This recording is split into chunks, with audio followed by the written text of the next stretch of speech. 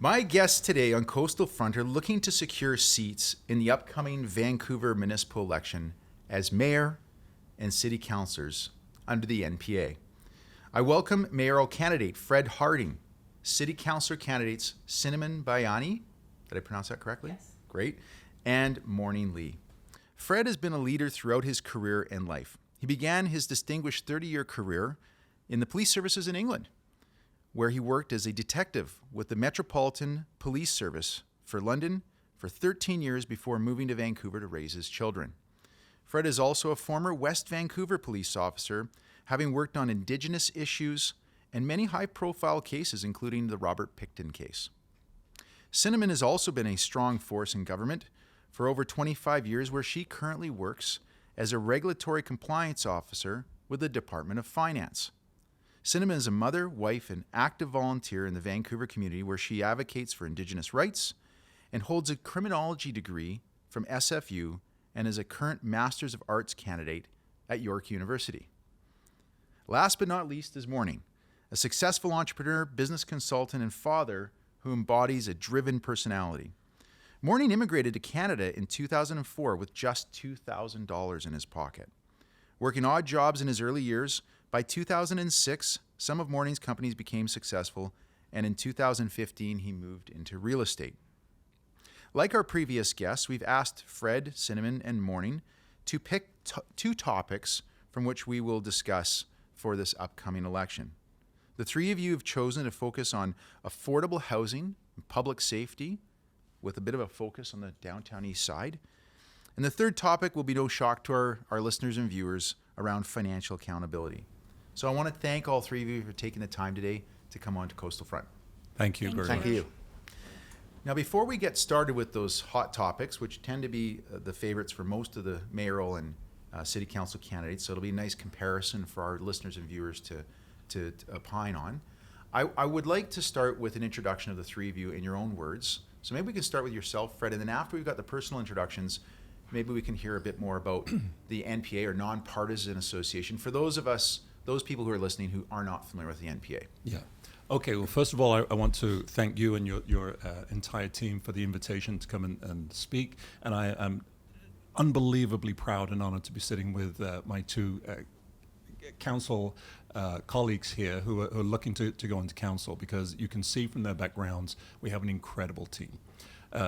I've got this opportunity to talk about myself for 60 seconds or so I'll tell you this is about leadership. This election is going to be on crime, safety, public order, public safety, and leadership, and the lack of leadership that we've seen.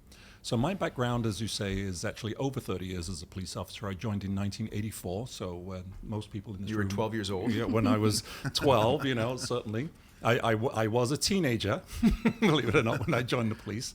And then, as you say, I went on. So in England, I was the guy that they called in to deal with an estate in East London that was riven with race, hate, crime, and drug and addiction issues. And I did some pretty interesting things there that then led me working into national security. So I was in frontline terrorism and working out of Scotland Yard. So I left policing in England in 1997 because I got married and I came here to raise a family. And my wife is Canadian, New Zealand. And I started, my first place was on Commercial Drive. And it wasn't long after that I actually didn't think I'd be a cop again, but I got back into the policing in West Vancouver Police Department. And I spent 18 years there. And of course, as you've already mentioned, I covered Indigenous policing, and I did I was the instigator of the Integrated First Nations Police Unit. And that was and still remains to be a unit that covers multiple jurisdictions, multiple reserves, and it's driven by the community. So it's actually a community consultative group drives their strategy, which is about communicating with the greater public in Vancouver is what we need to do. And I led the major crimes for a short time. And as you say, I worked on the Pickton investigation, and I was a proud recipient of the British Columbia's highest award for valor. So I know that I'm prepared to put my life on the line where it matters. So it's not just about showboating. This is a very serious position that I'm looking for. And as we've seen, is that there's been such a distinct lack of leadership. And I'm going to say It's that lack of leadership in the last 4 years that's led the city into the situation we're in right now. Rampant crime, assaults, race hate crime. We have tent encampments on the downtown east side. All of this needs to be dealt with, and dealt with sensitively, right, and compassionately, but we can deal with it because I'll bring in some leadership that the city's been lacking. So thank you for my time. Well, that's a good introduction. Cinnamon, how about yourself? Yes, thank you for having me, and thank you to your team. So a little bit about me. I am from Métis heritage, born in Winnipeg, raised in Langley, and I've lived in Vancouver for the past 18 years on the east side near Commercial Drive. My work background starts with Canada Border Services Agency back when I was also 12. And I work for FinTrack now for the past 18 years. So I'm a regulatory compliance officer dealing with anti-money laundering, which we know is a big issue in Vancouver these days with real estate, and also anti-terrorist financing. So I have a strong policy and procedure background. In the last 2 years, I've been working on my Master's of Law degree, which is in Banking and Financial Law through York University. I graduate in 2 weeks, so I'm completed. I just have to go to the ceremony, which I'm really excited to do. And I'm active as a volunteer in our community, which I have been for many, many years. One was through the Vancouver Foundation, which I reviewed small grants, which was things like block parties and bringing the community together and unique projects. And I also got to meet other people in the community that I wouldn't normally meet. So, you know, every day you go to work and you have your colleagues, you see them on a regular basis, and then you see your neighbors who lives directly around you. And what I loved about being on this committee is that it was focused on downtown east side, Strathcona, and Commercial Drive area. So I got to meet people from all walks of life, and they got to know me too. I also am on 2 city committees with the City of Vancouver. One is the Urban Indigenous Peoples Advisory Committee, and also the Civic Asset Naming Committee, which names and renames civic assets like streets and statues and things like that. So I'm excited to be a candidate with NPA for City Council, and I hope to bring my strong career background, my work background, education experience, and just love for my community. And I want to build trust, build relationships, and make things happen at City Hall. Wow, great introduction. Wow. Quite the resume there. Thank you. Yeah. Wow. How do you one up that one? No, I'm going home. Okay, so first of all, I'm very glad to be here, and you guys are very professional, your whole team, and thank you very much for inviting me. You're welcome. And so I'm one investor and a business consultant right now. But just like what you said, in 2004, and I came to Vancouver and only with $2,000. The same day after I paid the rent and deposit, I only got $200 in my pocket. And so I worked at many kind of jobs, like a delivery guy, a truck driver, and cleaners, and a computer engineer, all these kind of things. And then, you know, I opened up many businesses as well, like a moving company, shipping company, and trading company, and furniture store with the money I made in Vancouver, not from China, right? So actually, the thing is, and in 2004, and I was a visitor here, and I did not decide to move to Canada. But, you know, after I saw the beautiful Vancouver, and I said to myself, why don't I just move to Vancouver? But before I make the decision, I ask people, where is the dark side of Vancouver? Where is the bad location of Vancouver? People told me Hastings. Okay, I went to Hastings and in 2004. But the problem is I walked there and spent a few hours there. It's totally acceptable. It's good. It's not a problem. It's okay. So I decided to move to Vancouver. So that's why in 2018, and not that year, suddenly, right? So I found out Vancouver, Hastings, is totally not acceptable. I cannot stand for that anymore. I must stand up. I must do something. I cannot rely on some other people and to make the Vancouver down like that. It's my home. It's my Vancouver. Mm-hmm. And my kids call it hometown. I call China hometown, but my kids call Vancouver hometown. Yeah. So I must stand up. So that's why in 2018, and I stood up and to run the Vancouver City Councillor. Unfortunately, and I was not successful. So that's why, and now 4 years later, take a look at what's going on in Yeah. Vancouver. Is it getting better? No. No, It's worse. getting worse Yeah. and Yeah. worse, and homeless people everywhere. I don't blame on homeless people. I blame on the city hall. I blame on the people running the city. So that's the problem. So that's why I'm running with the excellent team and Cinnamon and Fred, and we are running together because I want to be the one to resolve the problem. So Okay. yeah. that's I can hear the passion in your voice. That's very authentic. So we're gonna get into these issues over the downtown east Yeah. side. So thanks for that introduction, Morning. Maybe let's go back to the NPA itself. For those listeners and viewers who may not be familiar with the Non-Partisan Association, maybe you could talk a little about the party itself. Yeah, so the party's been around since 1937. It's the oldest political party in Vancouver. And the NPA has actually had 11 mayors in its history. And the last NPA mayor was Sam Sullivan. And A former Coastal Front guest, actually. Yeah. And I had He's the great. privilege of sitting with Sam just two weeks ago, and it was the first time we'd been introduced. And he's an inspirational figure. Yeah. And I think most of us, those of us who are able to remember him at the handover of the Olympics when he put the flag onto his chair, I was able to tell him what that meant to me when I was watching it on TV. It was a staggering moment, right? And it was, but what we're lacking, and as I look back and I'm thinking now to that moment, and I get chills when I think about it, is where are our inspirational leaders? Where are the people that inspire us and people that we would walk through fire behind, right? Because we don't see anybody that inspires anything. They don't inspire civic leadership. They don't inspire our people to stand up, our youth to move forward, or people to get engaged. They actually dispel people from the idea of civic politics. But to go back to the NPA, there are many of your listeners, I believe, will know the NPA has had a lot of upheaval.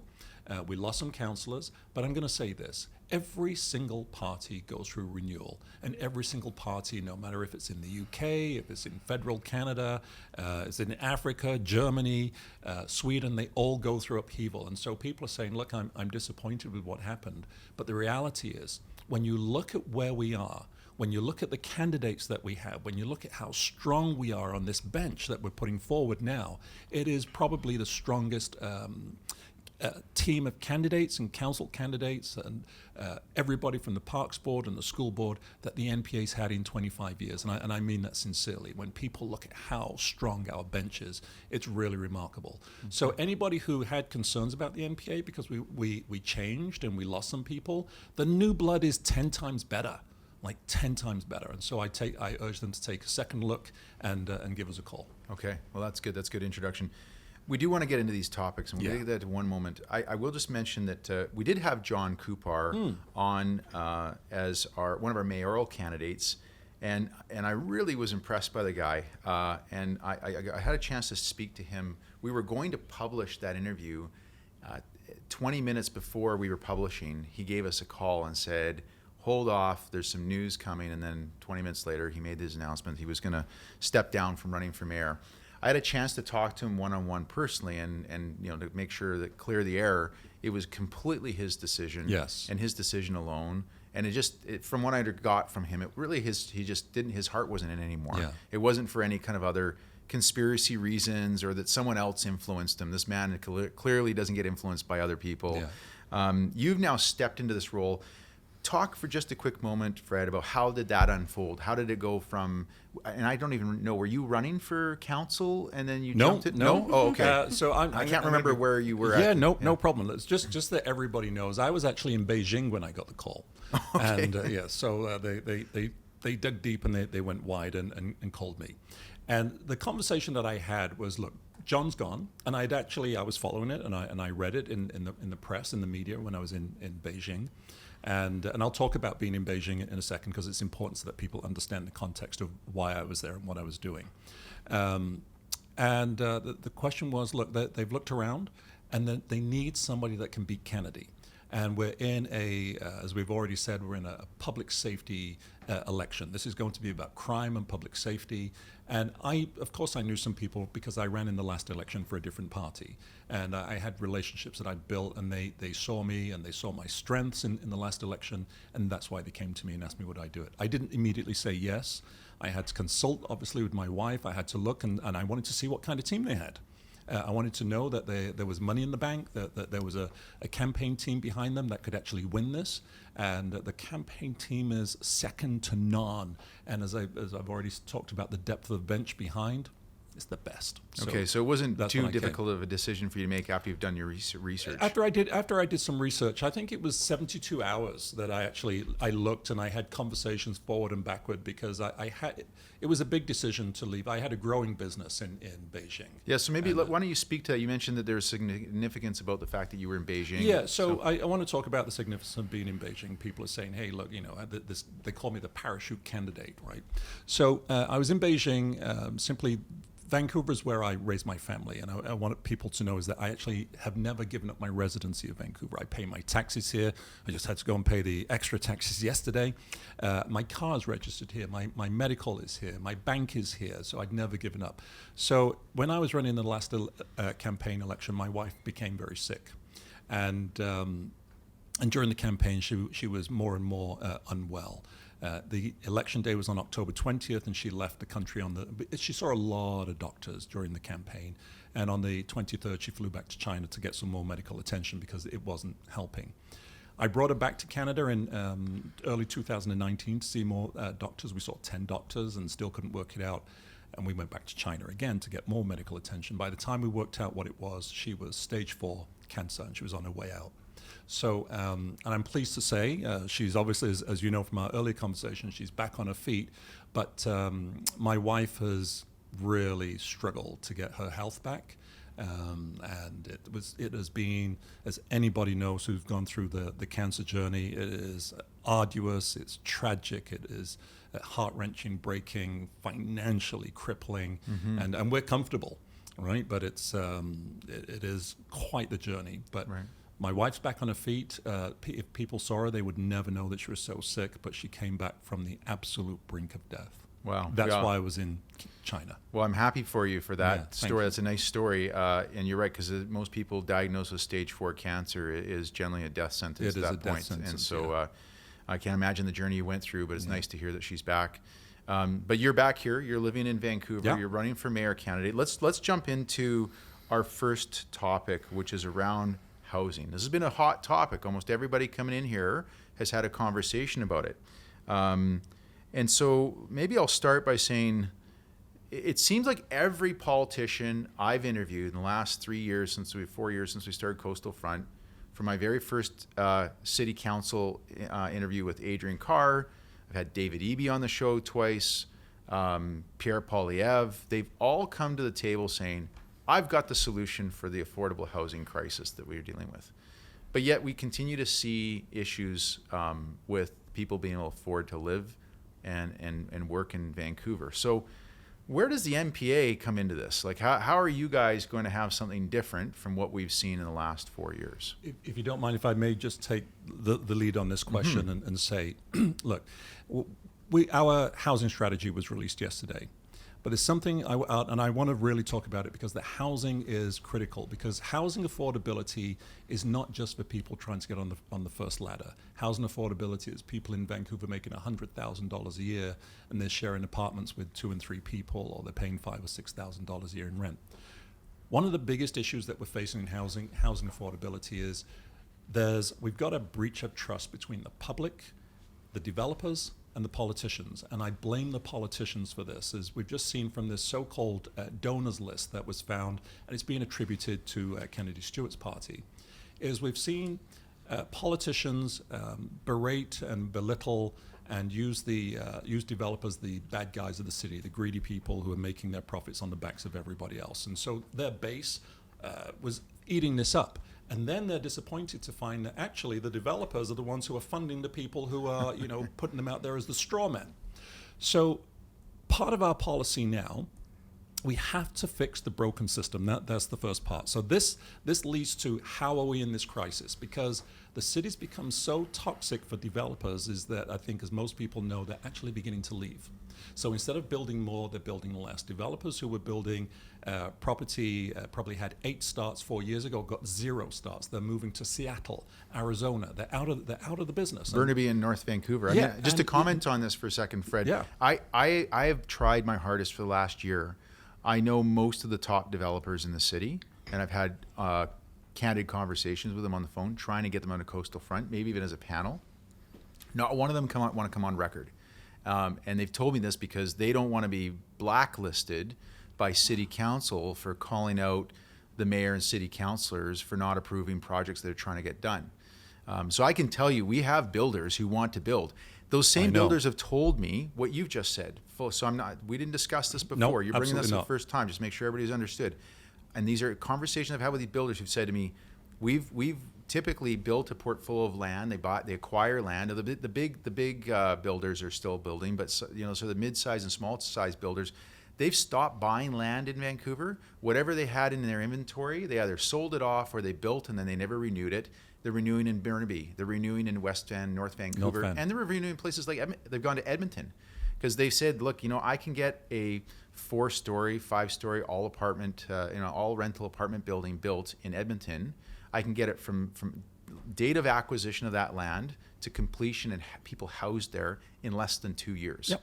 And in Vancouver, it's taking 7 to 9 years now. Yep. And the uncertainty of those builders for their risk of holding land that long and not sure about the cost associated with it. And then you add on top, talking about costs, it's estimated something like 30% of the building costs today are related to the cost at City Hall of applications and time delays. We had Roger Harding, who's the founder of Kit's Eyewear, a very successful entrepreneur here. He owns Kit's coffee shop on the corner of Cornwall and U. And when he was in here, he was telling us how he wanted to take that old Starbucks location and turn it into a coffee shop. And at the time of our filming, he was 9 months in paying rent, waiting for his license to turn a coffee shop into a coffee shop. I mean, this is the insanity that the business owners are dealing with. So anyways, I'm not here to pump your tires on what you've just said, but it's really important because the average guy in the street who is also just trying to raise their family or the mom who's trying to raise the kids, they're struggling as it is, but people trying to run a business, people can't even conceive of the amount of red tape that the city's putting in front of them. I mean, that's what Roger said. He said there's no way anybody could actually, a regular Joe who's just trying to build a coffee shop for him and his family to run, could ever afford to carry the balance on the cost on that. I'll let you carry on. So we're talking about broken trust and public trust, and I'm blaming the politicians of the past. So to resolve this, and this is going to be a central theme of the NPA policy, and how do we fix that? We want to create flat rate CACs across the city. So a developer who's holding onto his property, looking at his property, land banking, whatever it is that they're doing, that they don't have to negotiate with the city on the CACs. Yes. And for the listeners who aren't familiar, just going to go on to the CACs. I want to not use acronyms, and so throw that community amenable, community assisted contributions. Thank you, contributions. Yeah. So. And it used to be in years gone by, it would be swimming pools and parks, and Falls Creek is still waiting for their park from 1990, right? So that's another issue.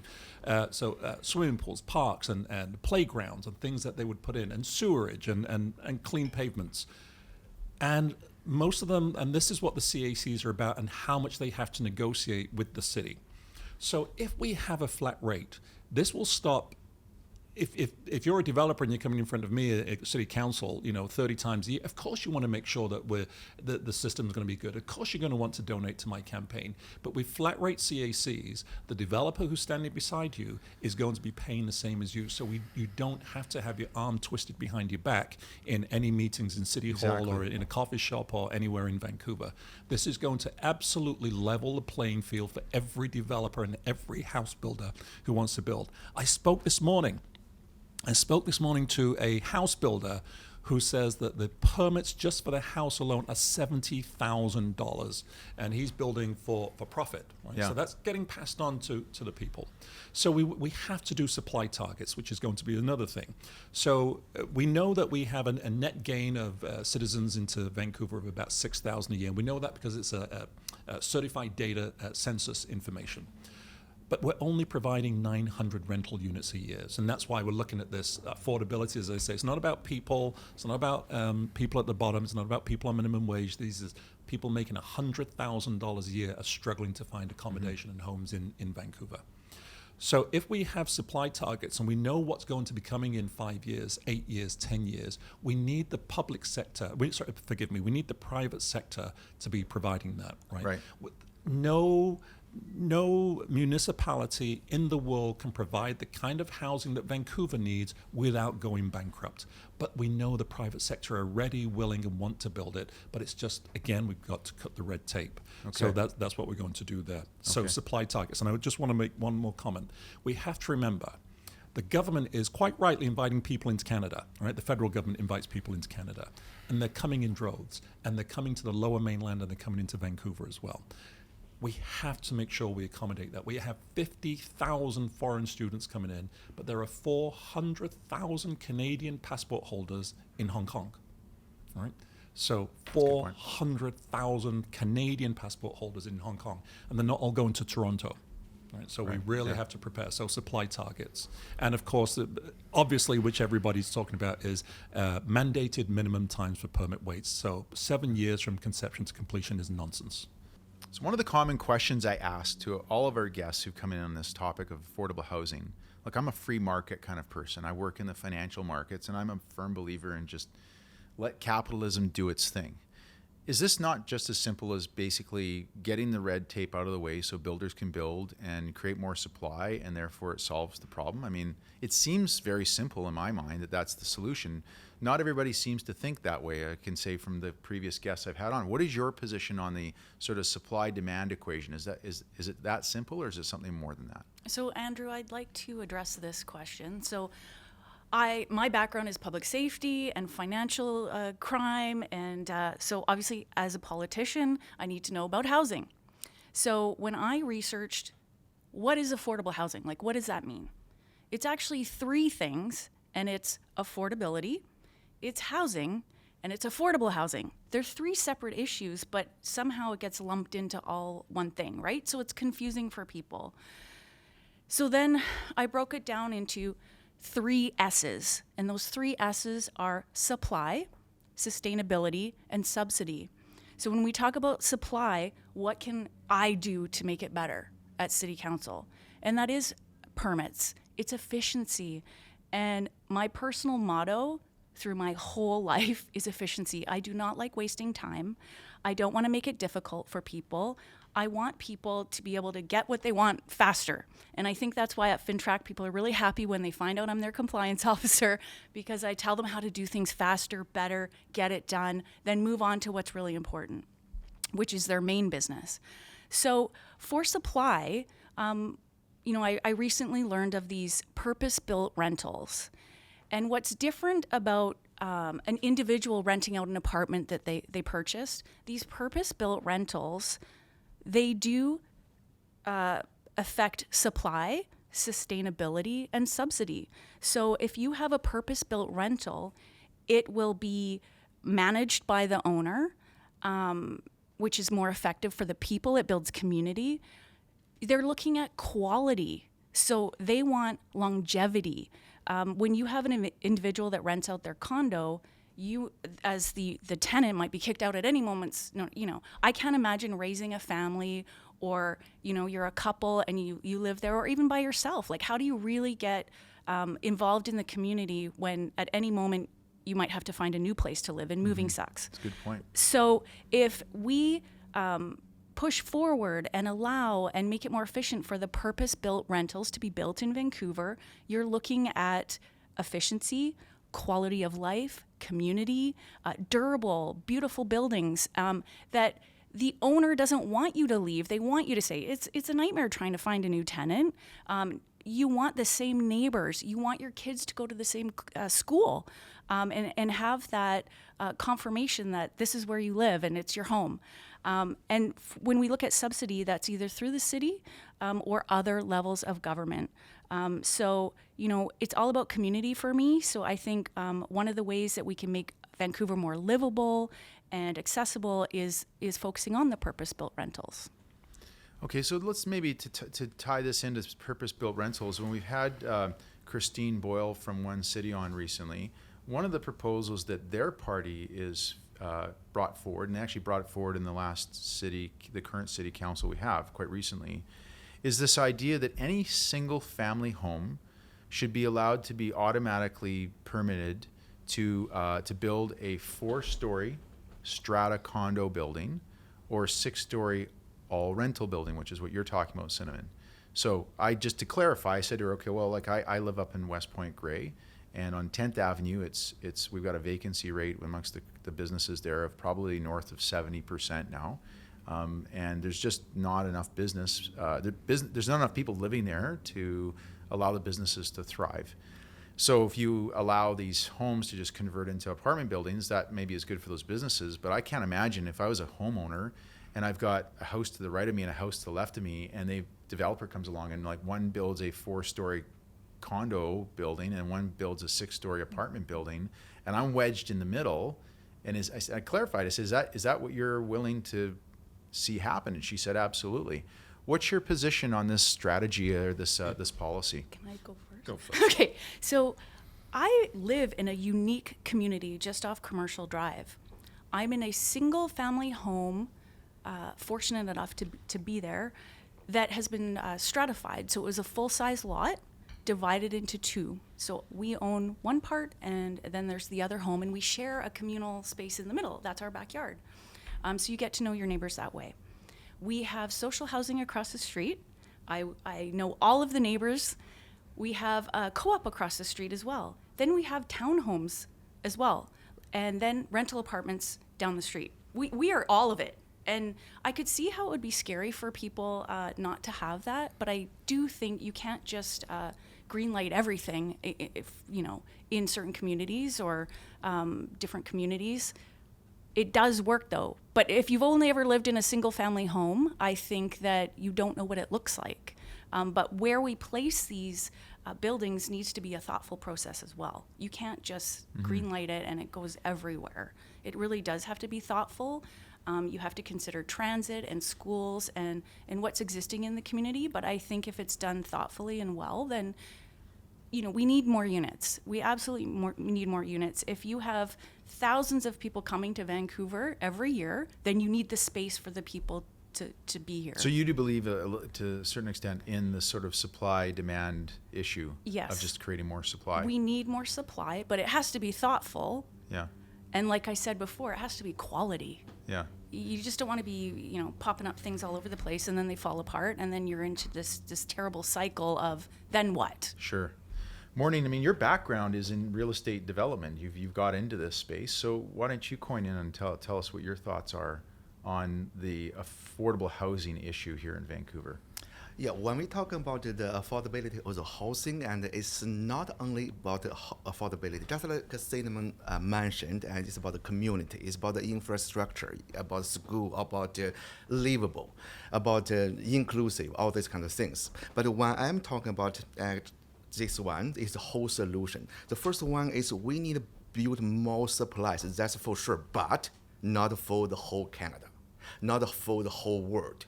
We built the more supplies for Vancouver people. So who is Vancouver people? People working in Vancouver. People have small business in Vancouver. And they are Vancouver people. We cannot build, everybody in the world wants to come to Vancouver. It's beautiful, right? Yeah. So who doesn't want to come here? So we cannot supply the whole world. So that's the thing. So when I'm talking about building more supplies, and I'm talking about Vancouver people first. And then if we have left over, open to the public, whoever you want to pay them more money or something, why not, right? We make some money. So that's the number one. But there's another thing is, and we have rich area, poor area in Vancouver right now. It's not good, right? So people don't want to live in the poor area. So why don't we just build more buildings and it looks the same, right? You cannot tell this is rich buildings, this is the poor people's living. No, it's not good, right? It's not good for the people, especially for children, right? So I want to do, I did not talk to them yet, and I want to do, so these kind of things, and everybody feel good. And Right. so that's for Vancouver. But for sure, build more supplies. And right now we got a cap. Oh, this area only 4 floors, that area only 6 floors. And why don't we just open our mind and then give them more, flexibility, build more stuff? Yes, when I'm talking about this concern, people think, hey, you need more supplies from the electricity or water or drainage. Yes, why don't we just resolve the problem, right? Right. We need more supplies, and if we got any problem, and we just resolve that. So that's number one. Then number two is, and Fred already mentioned, the permit. So in Vancouver, when we are applying a permit for building or development, up to 7 years. It's terrible. If you are an investor, if you want to invest money in Vancouver, do you want to do that? No, you wouldn't touch it. 7 years later and they say no, what does that mean? That means you lose all your money, right? So why don't you just go to Langley or somewhere, and other cities, they can make sure in 1 year or maybe even half a year they can say yes or no. It's very certainty, right? It's a very good one. So if we don't resolve this problem, and it's still like 7 years, there's no certainty, the private sector is not coming back. They don't want to come to Vancouver. That's number two. Then number three is we want to resolve the problem in economic way, not, private sectors or the developers lose money and we force them to lose money. No, that's not a good idea. I want solution win, win, win. Everybody wins. Why not? We are smart people. You are smart. Everybody's smart. Let's stay together. I think this is a really good point, because I think the scare tactic that a lot of the other parties are trying to promote is that there's a zero-sum game. Like if the developer wins, then the resident or the buyer must be losing. But everybody can win. Yes. That's not a good idea, right? Yeah. So if they lose money, they don't come. The last one I want to talk about, the affordability, is a property tax. It's not only about the building costs. It's not only about the supplies, the demandings.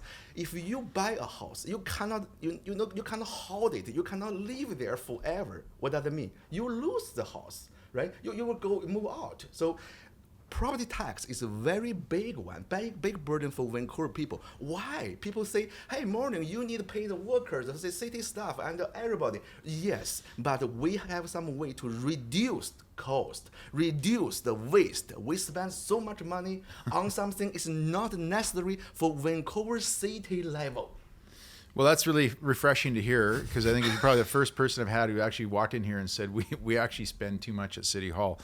Let me go to, thank you for that, Maureen, by the way. I want to get to public safety, but to finish off on our conversation around housing, it sounds like you want to say something. Let me ask about Broadway plan. The way the Broadway plan has been approved by City Hall, like if you were in City Hall and those last days before this election kind of came about, would you have approved the plan as it was?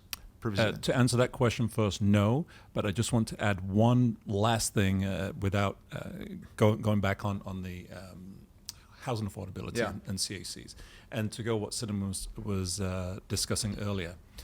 One of the things that we believe is that if you're a developer and you're going to build rental units, is that is the CAC. That's your contribution to the community. Yeah. So we want to make sure that the CACs are as low as possible, if barely anything, because let's look at that building as a CAC, all right, as a community contribution. Mm-hmm. So that's a good point, actually. Yeah, and it's I'm seeking out really great people to give me advice on housing, because the complexity of housing is not, so we're talking about supply, and we're talking about the private sector creating more supply. And there was 3 towers went up in Yaletown, and the rents around those 3 towers dropped by 1.5%.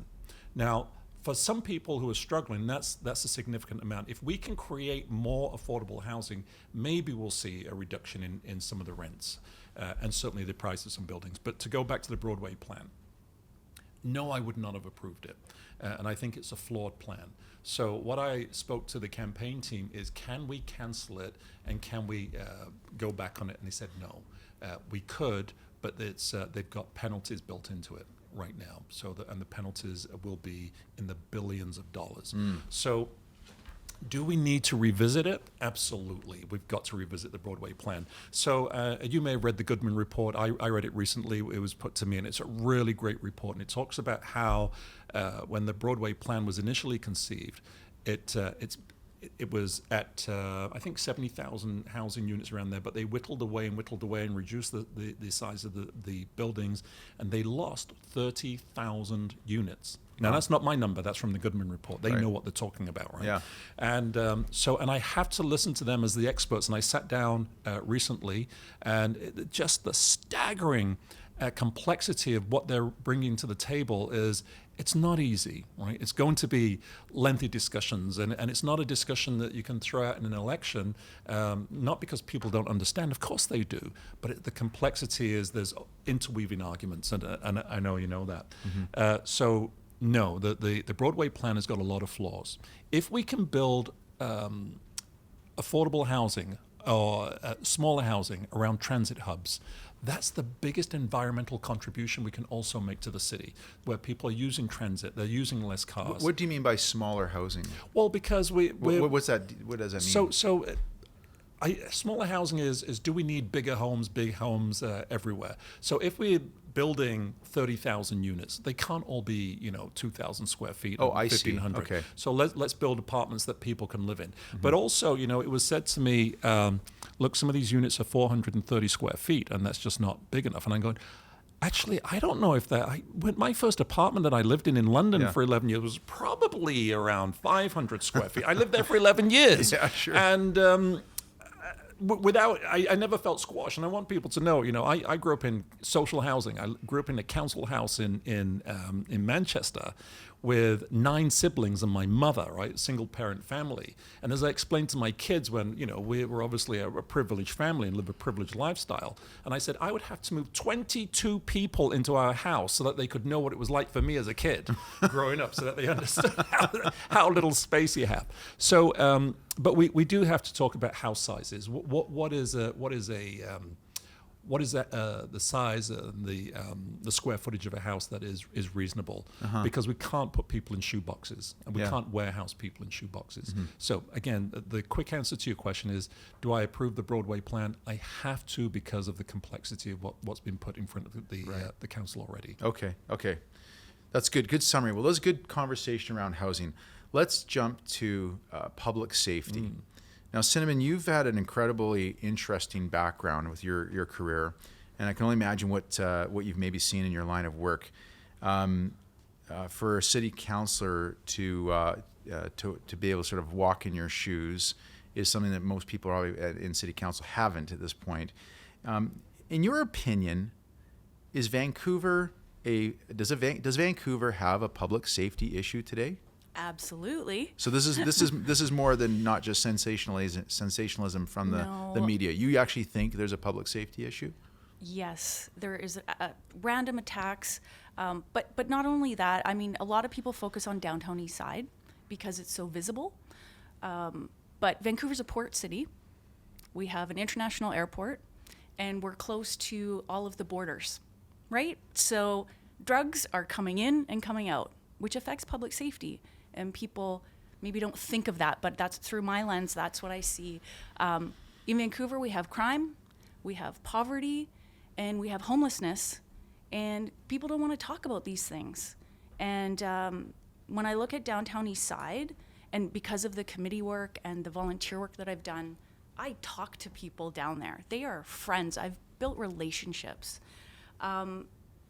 People deserve safety and security. That's what every single person, every human being wants.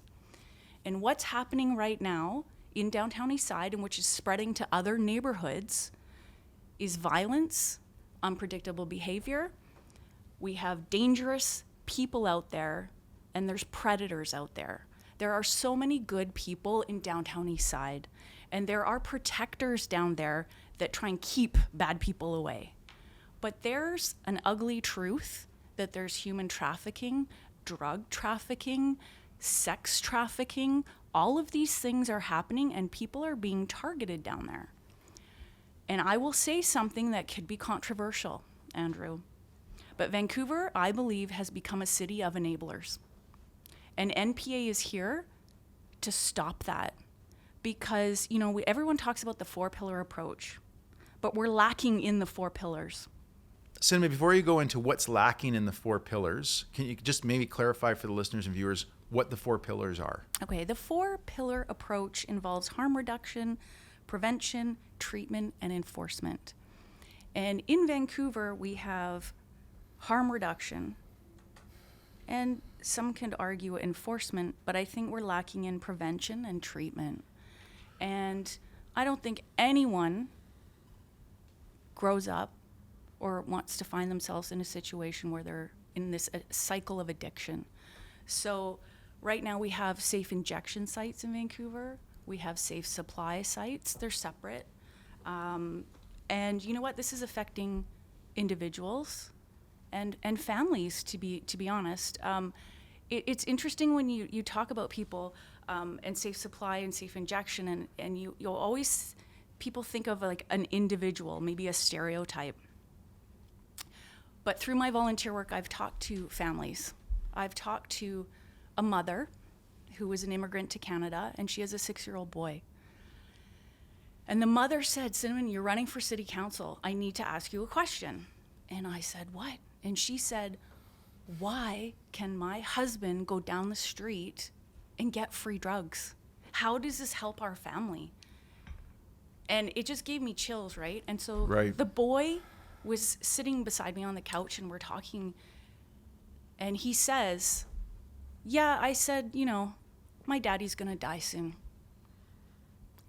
And this is their normal. The mother is frustrated. It's heartbreaking. Yeah, it's, and this is the other side. You hear, oh, you don't want people to overdose, but then if you don't have enough prevention and treatment, then it's just going to continue. And we have to look at the access, and is what's been going on working? No, it has not been working. And where are the drugs coming from? Other source countries. So you have then all of that going on with gangs, cartels. Mm-hmm. It's all linked, right? And Vancouver, it's sad. It's sad what's happening. So I have a bigger lens on what's going on. It's not all, just Vancouver's problem. It's a global problem, but we can do better. Thank you for that. In this last year, the current city council, all but the former NPA candidates voted in favor of not increasing the VPD budget, which to the tune of about $5 million. The VPD, the Vancouver Police Board, went to the provincial government to appeal this, and won successfully. And what it did cause, as an outside kind of observing this, is a kind of two groups. You've got the people who, former NPA city councillors, who were in support of continuing to fund the Vancouver Police Department, and those who were against, and this sort of what I describe as a defund the police movement. Now, maybe this answer is already obvious because of your backgrounds, but do you believe that it was the right decision for City Council to cap how much the City of Vancouver was getting as far as funding on an annual basis, being that they do account for, I don't know what the percentage is, but I think it's somewhere in the 25 to 30% range of the overall annual budget? Okay, if I may. Yeah. It's really an outrage. And the difficulty we're already talking about a public safety crisis. And I don't think anyone's going to say the situation's bad. I mean, we're in a critical state. We've got this young man making minimum wage, delivering food last week who had his throat cut. Yes. Right? We've got people on Granville Street being attacked by machete. We've got people setting themselves on fire. We've got break-ins all around Vancouver. Just last night, there was news about a woman who had a knife in VGH, and the police had to come and apprehend her. Nobody was injured, thankfully, but yeah, these seem to be happening every day. It's every day. It's almost every day. There are 10 race hate crimes a week, which didn't happen before. Right. So this is a new phenomena. So people But is this a lacking of police services issue? So there's a lot of things which are lacking. First of all, it's we've got a public safety crisis, and they're holding back $5.7 million, and it was $5.7 million the province had to tell the city to put in.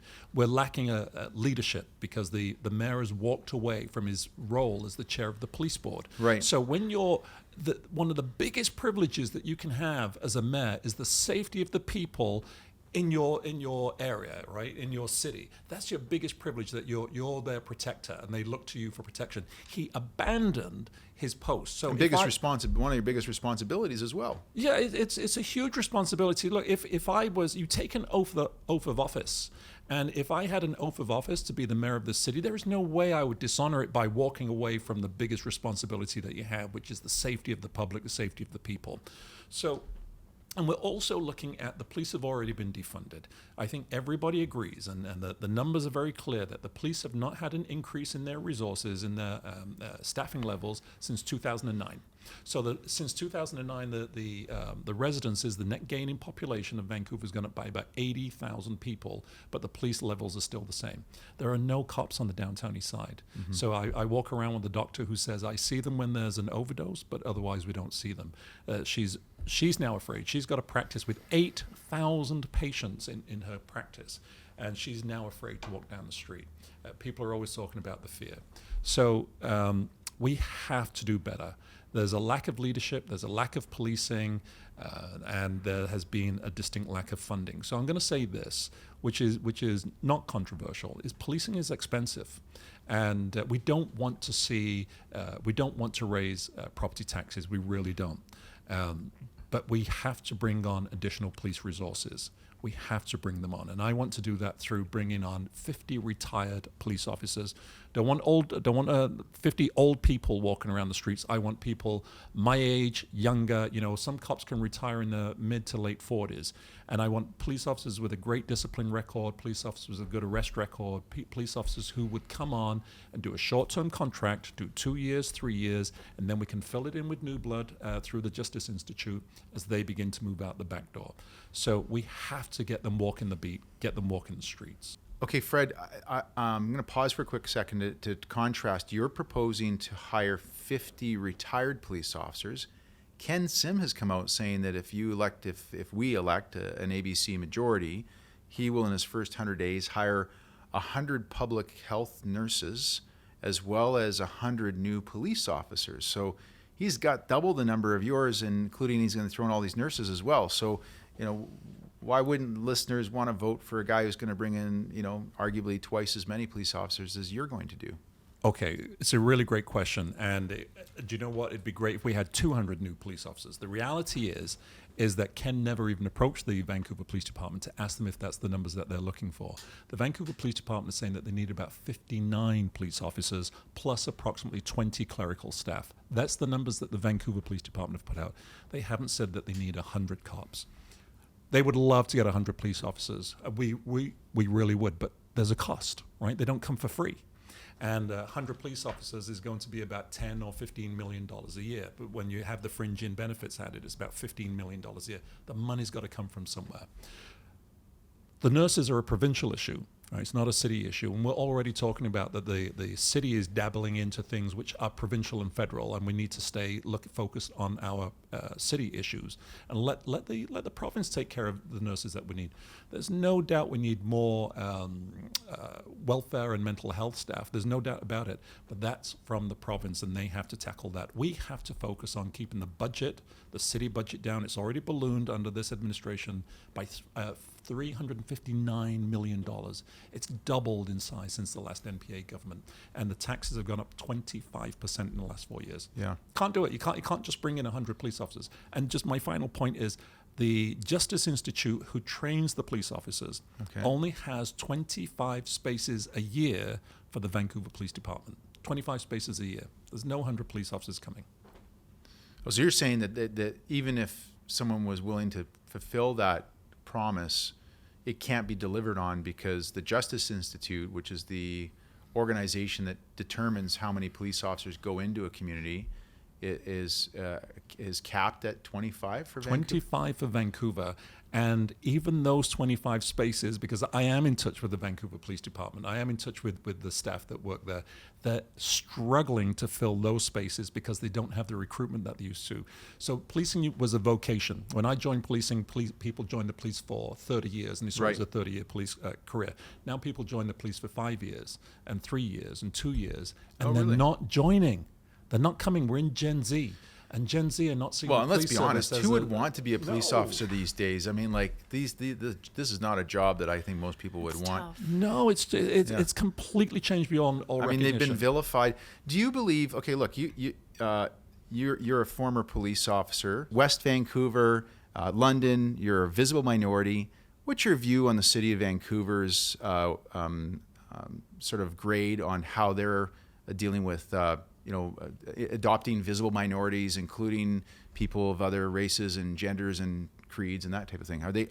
Are they the same police department that we see down south, or is it different? Oh, well, look, I'm really glad that you mentioned down south. Right? Yeah. So when I have been abroad and I talk about policing and professionalism, I refer to the Vancouver Police Department. And I'm going to say this, and I mean this with the greatest sincerity and no hyperbole. I think they're one of the most professional police units I've ever seen, ever had the privilege to work with. I wasn't a Vancouver police officer. I worked in West Van. Yeah. But when I set up an intimate partner domestic violence unit on the North Shore, I went to the VPD, and their expertise and their professionalism was bar none. So I would say that anybody who is in a situation of a violent relationship situation, if you go to the Vancouver Police Department, the service level that you're going to get is exceptional, and so that's what I espouse about that. I'm really proud when I sit there and I see a police officer walking down the street in a turban. That should have been happening 40 years ago, right? It's happening now, and we have to be thankful for that. I'm just walking here. I'm seeing two young female police officers dealing with a man who sprawled out on the pavement, and they both look like they're about 23, 24. They're handling the situation, and of course they're handling it really well, right? They're really, really well trained. And so I've got the greatest admiration for the Vancouver Police Department and how they handle it. I've met with the leaders of the Vancouver Police Union. Everybody I meet in every situation is professional, and we can't ask for more than that. What we do have, because it goes into this issue of down south, policing in America is to policing as military music is to music, right? Okay. It's an entirely different beat all to itself. And we cannot judge policing in Canada, and we cannot judge policing in Vancouver based on what we see on the TV of what's happening in America. Mm-hmm. We still have the Pelian principles, which goes back 200 years. The police are the public are the police, so that everybody's got a responsibility. The only difference, the police are paid to keep the peace. As the public, we all have a responsibility. And that's what I see in Vancouver. America, and there's a slight, you can go whichever way you want. Everybody watches the TV, whether it's a militarized police department. We don't have a militarized police service in Vancouver. I'm really proud of the police in Vancouver. Okay, good, well said. Because this topic is around public safety, and we've got into the downtown east side, I want to go back to Morning. Your initial visit to Vancouver in 2004. Yes. And you asked about where's the nasty side of Vancouver? Like where's the dark side?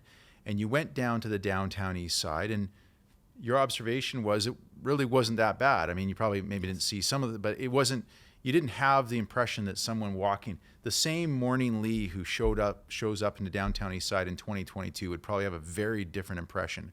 I happened to just drive down there. I've been seeing this on the news, but I was with my 98-year-old grandfather, driving him around the city, kind of talking about, this was just earlier this week, and these guys were with me, and it was driving through the downtown east side. He actually started tearing up. He started crying because he couldn't believe how bad it was. And he felt really horrible for the people down there. Cinnamon, you made reference to the fact that it's not the people who are addicted to the drugs that are the problem, it's everything else that's around that. So Morning, let's go to you. You've got a passion for trying to fix the downtown east side. Again, like housing, got a lot of politicians who come in here and they go, I got the solution for the downtown east side. And yet I've been hearing this for years, and it still is just getting worse. So fill the listeners in on why, if they were to think about electing you for city council, how are you going to be different than everybody else that's been in these shoes before you, as far as addressing the safety and issues and problems that pertain to the downtown east side? Yeah, so when we are talking about the public safety, that's what we are talking about. We cannot avoid the downtown east side. When we are talking about downtown east side, we must notice it's not the downtown east side only. It's a whole Vancouver. It's homeless. It's a drug problem. It's a mental health problem. Why? Because, I went to downtown east side, and in winter night, many times to deliver winter jacket, socks, pants, and shoes and to homeless people. I talked to them many times, many people. I figured out most of them are drug users, and some of them are mental patients. And so when we talk about the police, yes, I agree, police is the great way to fight and the criminals. But there's another thing we must mention.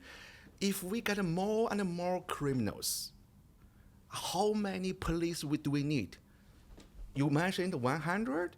And no, 1,000 police, 10,000, 1 million, maybe that's what we need. How can you fight with the growing criminals? So there's another way we must mention, reduce the criminals. How? Okay, that's why I'm talking about the source of the safety. So it's the source of the unsafe problems. What is that? Drug users. They have their rights. I'm not talking about they have no human rights, right? So when we really want to resolve the problem, it's not only Vancouver City's problem. We must cooperate with the provincial and the federal government. But Vancouver, we are the core, we are the city to drive this forward. So yes, you know, and Vancouver City right now, they are doing the 4 pillars, like Cinnamon mentioned, they are doing that. But something's wrong. I support the 4 pillars. What is wrong? The orders is wrong. When you're talking about drug addictions, they are focusing on the harm reduction. It's totally That's wrong. their number one That's focus. number one. And you Right. can take a look at the Vancouver website. And harm and to reduction. clarify for listeners, the harm reduction is basically the safe injection sites and the safe supply sites, right? I'm surprised the city, the Vancouver City right now, they are proud of provide pure, free cocaine, drugs. What are you guys? Drug dealers? That's not wrong. That's not right. I have 2 kids. They were born in Vancouver. They're growing up in Vancouver. They attend Vancouver schools. And the problem is they will come back to me later. Hey, Dad, I want to try drugs. I want to try cocaine. How can I argue with them? Oh no, it's wrong and the drug is not good. They will tell me, hey, you know what? The Vancouver City, the government, they promote pure, free cocaine. So it means it's good, it's a fashion. It's a valid point. That's not good. It's a wrong message. So they need to change the order. That's number one.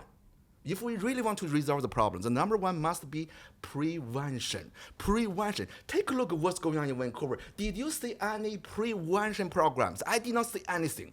Right. I did not see anything. So if many more and more drug users come to this trouble, and how can you resolve the problem? So the first thing, if you get a flood, the first thing you need to cut the source of the water, right? So that's the first thing, prevention. We must stop people, especially for the teenagers, the young people. They know nothing about this word yet, right?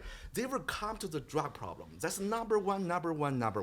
Okay. The number 2, if we really cannot stop the source, if people really want to try, and if they really get some addiction, what can we do? Treatment. Right. Treatment. That's number 2.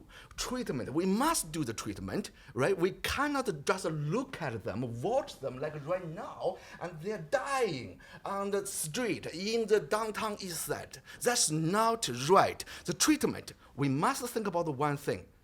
It could be voluntarily? No.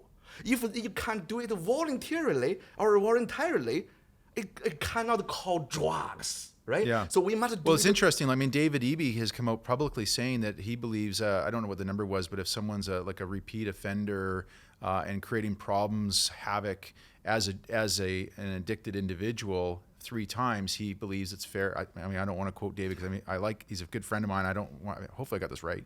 But the idea was that, you get pulled away and you go on to mandatory treatment to get off the drugs that you're addicted to. That's Is right. that what we're talking about? That's what I'm talking. Okay. Mandatory. It must be mandatory, but not by police, not by nurse. By who? By doctors. Right. They get some trouble. We need doctors. We need professional institution or doctors to treat that and to get them out of that trouble. And in the meantime, when we have a prevention program, when we have a right treatment program, and then let's talk about harm reduction. And we cannot watch them, die today. So if necessary, the doctor, according to the doctor's professional opinion, we can give a little bit drugs, free, pure, and to save their life for today. But we cannot just do it. We must continue to do the treatment. Right. Okay. So that's the solution, and to treat, to resolve the problem. And so if we don't talk about this, you can say 20 years later, drug dealers will be legally, and the drug stores will be everywhere. Yeah. And that's what you want? Mm-hmm. Yeah, those are really good points. I mean, I've often said that I feel the reason we've lost the war on drugs is because we stopped fighting the war a long time ago, which kind of ties in with your view of prevention.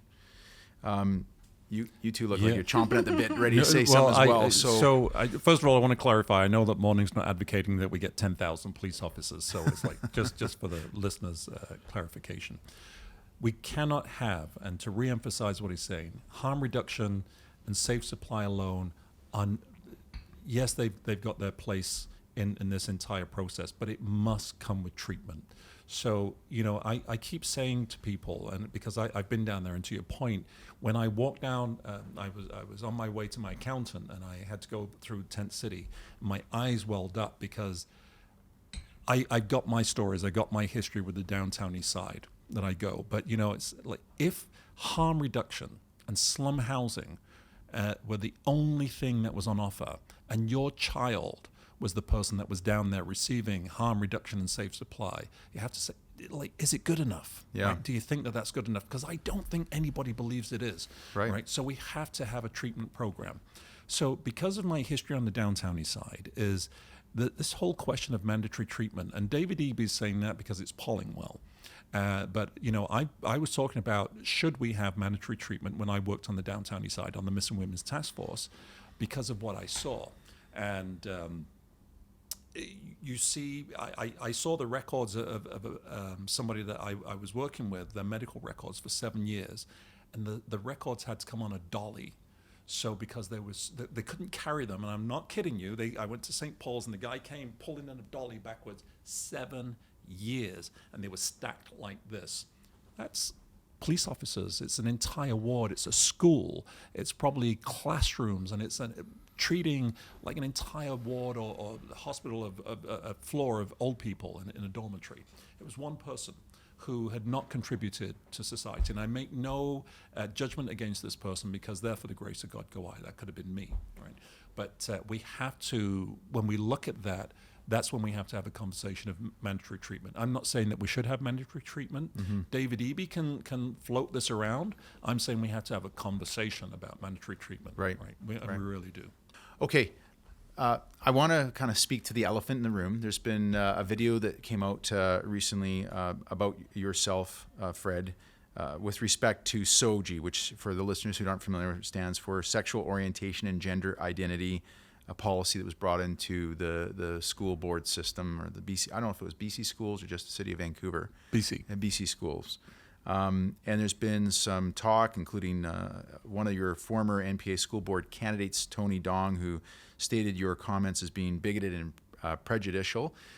To clear the air on this, can you provide the listeners and viewers an idea of where you stand on this policy? Yeah. And maybe even to start, help clarify beyond just the title of the acronym being Sexual Orientation and Gender Identity, what it actually means and where you stand on this position. Yeah, this is really important, and I'm really glad that you brought it to the attention, because it wasn't only Tony Dong who said that this was bigoted, my statement was bigoted and wrong, but it was Ken Sim came out and his team came out about me being homophobic.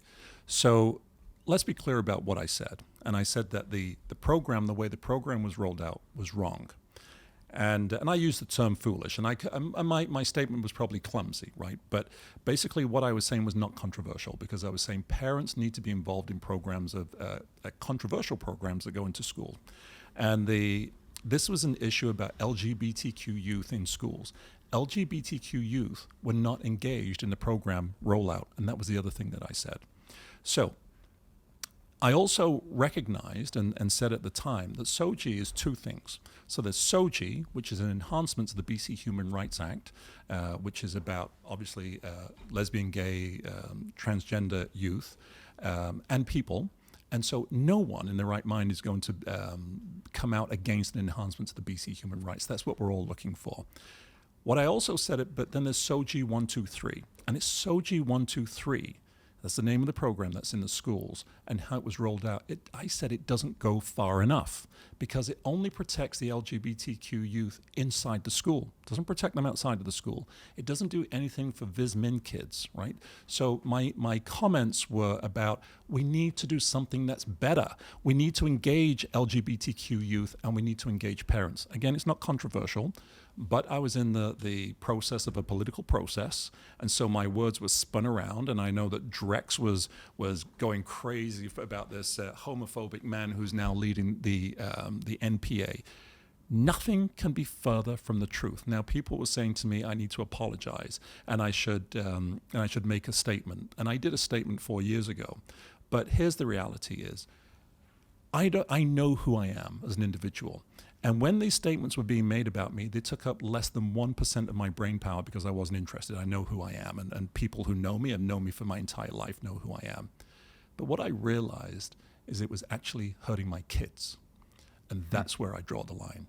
And that's where when I called out Ken Sim as a liar, because his statement was factually not just in error, but it was egregious what he was saying, egregious what his party was saying. One of his people wouldn't even shake my hand when I walked into the room. And now that they know that that's not who I am, now that they know that Ken Sim made this up for a political point, now there's an issue of integrity. Because I know my integrity is intact. But if you're going to use this just to either pull away my votes, great. It's a politics. We understand that, and I have to fight, and I have to earn every vote in the polling booth and in the privacy of that polling booth. But now that you know that it's a lie, and you still refuse to shake my hand, you still refuse to engage with me, the integrity is an issue for the ABC party. It's not an issue for me. Right. Schools must be a safe place for everybody. Transgender, gay youth, questioning youth, bisexual youth need to know that they're safe and that they can be themselves inside the school. But not only the school, but in society. So I have advocated my entire adult life for diversity. When I was a cop in East London, I was dealing with I was in my mid-20s, and I remember dealing with a same-sex marriage case or same-sex relationship case at the time where there was a lot of violence involved, and I reached out to Stonewall. I had to scrape my inspector off the ceiling by the time he'd finished cleaning the floor with me, right? Because I reached out to Stonewall and I said, look, what are we going to do? How do we do this? And they said I was the first police officer that they'd ever spoken to. When I came to Vancouver and I drove around with a pride flag on the back of my car, and some colleagues in the police department were saying, hey, look, you really need to take that off because I'm parking my car every day outside the police station. I was like, of course I'm not taking it off. I believe in this, right? I was the cop in the community police service who wanted to make sure that we got the West Vancouver Police Department into the Pride Parade, and we never did. I think they are now. So just about 10 days ago, I had to say goodbye. Thankfully, it's not a permanent goodbye, but I had to make a phone call to a very, very dear friend who I've known since I was 15. He was going in for an operation, and he's a gay man. And he came to live in Vancouver because I was living here. And he was 14, I was 15, and we have been best friends since I was a child, or like a youth. I don't have to parade my apologies around anywhere. So, but I think apologies are due. They're not due from me, they're due to me and to the NPA for, I'm 58 years old. I'll be 58 years old very soon. I got a lot of flaws, and I've got an ex-wife, right? And you can find, if you dig deep enough, you'll find the flaws. You don't have to. We all have flaws. You don't have to make stuff up, right? You just ask me, and I'll probably tell you what half of them are. And I'm sure my current wife will talk about, I can't wash a fork without leaving something on it, or clean my socks. So I know it's politics, and I understand it's politics. Don't harm my children. Yeah. Well Don't said. harm my family. Well said, Fred. Thank you. As we've done with all of our other guests, we have our third topic. Most of our listeners are pretty excited to hear about how somebody potentially going to be a new city councillor at our city hall is going to help them save money.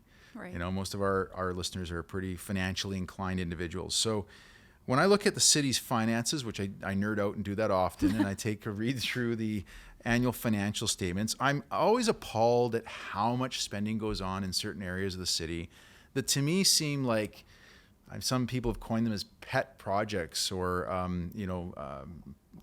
areas where are just kind of frivolous, or they're not really within the lanes of what our municipal government is supposed to be spending its money on. Right.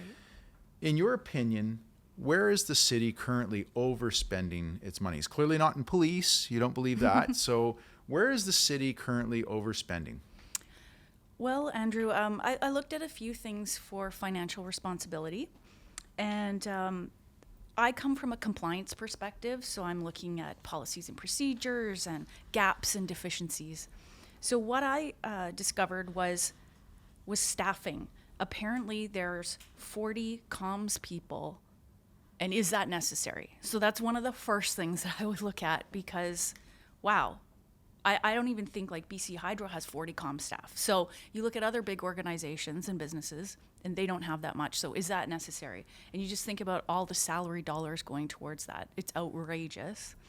The other thing I wanted to explore, and this is because of my volunteer background, when we handed out small grants, the recipients were, it was mandatory that they submitted every single dollar, even down to the penny, right, for receipts. What did they spend the money on? So it's my understanding that the City of Vancouver hands out multiple grants to many nonprofit organizations. And when I'm talking about nonprofits, there are thousands in Vancouver. When I first started my journey into civic politics, I had no idea how many nonprofits are. I mean, we all know the big ones like the food bank and things Sure. like that, but there's thousands of them in Vancouver. Now, the funds can go up to $175,000. Are these organizations providing receipts and accountability? I don't think so. Mm-hmm. So I want to look at that. Where are we giving the money? What are they using it for? And should we continue giving them the funds? So I'm, again, well said. Yeah, looking for efficiencies. Like I said, it's my personal motto. So that's how I want to look at and address financial responsibility. Look, this has been a great conversation, and you are the last party for us to have come in and present themselves, and I've really enjoyed this conversation. For those who have also enjoyed this, they want to get involved, they like what they're hearing from Fred and Cinnamon and Morning, they like the idea of supporting the NPA, how do they get involved? What can they do? We're really close to this election. Oh, well, look, first of all, I want to thank you for the opportunity to come in with my colleagues. This is truly one of the best ones I've ever done. I'm really grateful. And they can reach out to npa.ca is where you'll find our website, and people can either donate or they can volunteer. I know that there's an angry silent majority out there that are looking to reach out, and that's how you're going to reach us easier. npa.ca, and you'll find we've got great staff. We have a John Gray, who's a volunteer coordinator. We've got signs that are going out. Anybody wants to reach us, just go through there. npa.ca. Great. Well, Fred Harding, mayoral candidate, Cinnamon Bhayani and Morning Lee, two of 6 council candidates for the NPA. Thank you for being on Coastal Front today, and best of luck in this upcoming election. Thank you so much. Thank you. Yeah, Thank you. thanks.